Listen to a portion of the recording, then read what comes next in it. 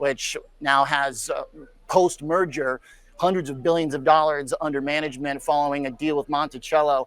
Jack Ablin, former CIO and now chief investment strategist and co-founder and a longtime source of mine on the market, joins us today to talk some big picture. Jack, it's a great pleasure to have you here. Thanks, Oliver. Yeah. Did I get everything right there? Start me off with that. Yeah. So really, it's sort of an extension of what we're doing. We've been doing a lot of obviously private market due diligence, asset allocation, portfolio construction, and mostly focused on family offices and ultra high net worth. So by extending into the nonprofit space, both family office though, and endowments and foundation, it's really a natural extension of the work that we're already doing. Jack, I think the first we started speaking was about the time I came here, which was 2017. Correct me if I'm wrong on the math, but Cresset, even prior to this deal, had grown to upwards of $70 billion from, I think, maybe 10 or so when I met you. When we met in 2017, that would have been, we were at zero. Wow. So maybe 2018. We put the firm together in Q4 2017. By middle of 2018, we probably had about $3.5 billion. Okay.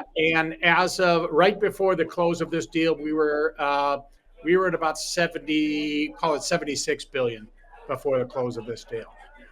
Now, Jack, how much of that, what I'm trying to figure out and what I'm trying to catch people up to speed on, because I feel a lot of people are they're kind of oblivious to the fact that Chicago now ranks by many definitions #1 in the advisor space. Barron's ranking of the Mega-RIAs says this is the only major city with 2 of the top 10, Cresset and Hightower. Obviously, there's different definitions of how assets get tallied up, but the only other city is Overland Park, Kansas.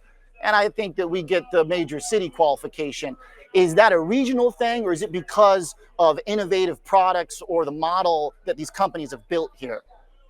Yeah, I mean, I think it's really a perspective. If you think about New York as really more of a sell side city, so that's where, you know, the big brokerages are, the investment banks, that sort of thing. And that Boston, I would argue, is really more of a, you know, call it institutional buy side, whether it's mutual fund. I mean, I started my career in Boston working for a mutual fund company, and that's, you know, still a asset management hub. Chicago, and you can go back to Stein Row, you can go back to the Mesereaus of the world, has really been an advisor-centric city.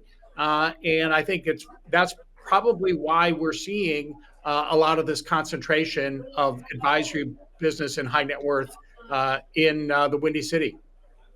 What do you do once you get that big? Obviously, part of this deal with Monticello is finding a partner that's as big too. But when you start to get to these monster numbers, how does an RIA retain the flexibility and the specificity to give their clients an edge, to make sure they're delivering what I've heard described from the street as the Yale model, is what someone described Cresset's offering to me as?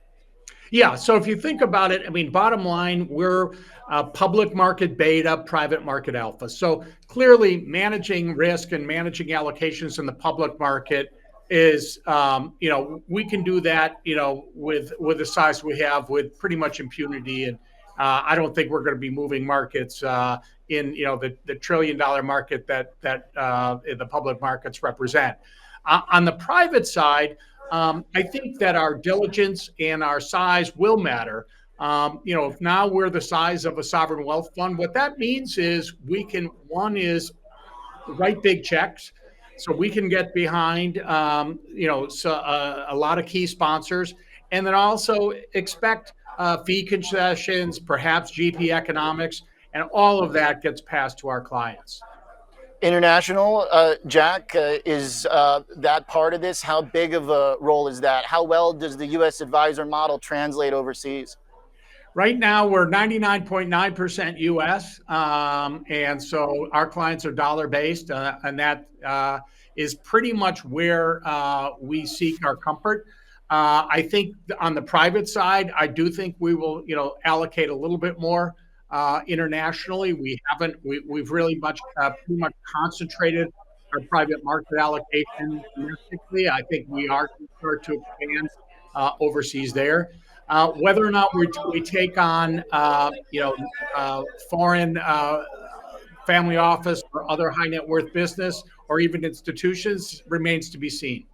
Okay. Jack, one of the things that I've always loved talking to you about, or one of the reasons why, is because for someone who sits on a pretty big seat, you always stayed and as it grew, that seat got bigger, you always stayed very in touch with markets. I'm curious now, in your role as chief investment strategist, thinking about the new private side as well to this, how has your own understanding of the markets had to shift, and how should people's understanding of the market shift if they're going to be more engaged into private assets? Yeah, so I think the key to the private markets is going to be access. It's also going to be illiquidity. I think that's really the important part of it. And you have to be willing to accept illiquidity. And in exchange for that, you should demand a higher risk premium for that. So when you start getting into these mega models that offer you some sort of quasi liquidity, whether it's an interval fund that lets you out every quarter, you end up diluting the impact of what you're trying to achieve.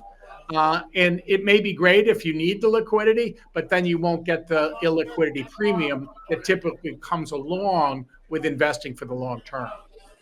Jack, to kind of put it together, one thing that I've been thinking about, and I'm not sure if this is the way to think about it, but as I see portfolios start to get built in with more private assets, and then I also see stories and we see a lot of private equity involvement from an investment side of the advisors, how do we make sure all that stuff remains separate? Is there any concern about having private assets in a fund that then are associated with the private equity backer for a company? How do you make sure to make sure all that fits? Yeah, it's funny. I would say, as our companies evolved, we've certainly grappled with those issues early on, and have moved to more of what I'll call an arm's length relationship with all of our sponsors, all of the funds that we deal with, generally preferring just third-party funds, and especially now that we've grown to the size that we have, this is. We need to really reach out to a whole network, if you will, of the preeminent players. And the fact that now we have the size and we can write the checks, we're going to get our phone calls returned. Jack, great stuff. I appreciate the insight. I appreciate you being here. A fun conversation. I think it's a super informative one. I'm looking forward to more. Thank you. Thank you, Oliver. Absolutely. Jack Ablin, Chief Investment Strategist, co-founder at